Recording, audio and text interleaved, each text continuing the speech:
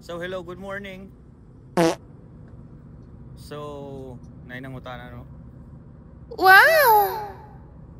Boss, saan lugar yan?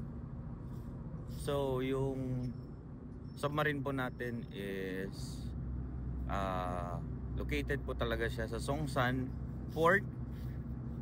Tapos, sasakay ka ng barko papunta dun sa Paji namin.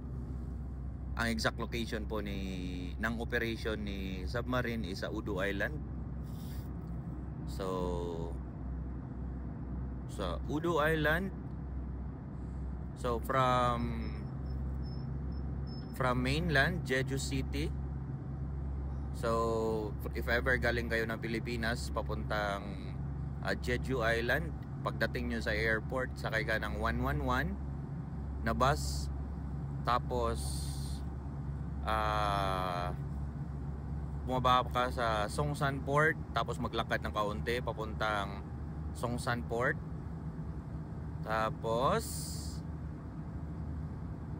kumuha ka ng ticket para Udo Submarine. Hindi po Udo na barko ha, Udo Submarine, Jeju SeaWorld. Yun po. Shoutout nga po pala kay Boss Julius Abapo. Shoutout idol.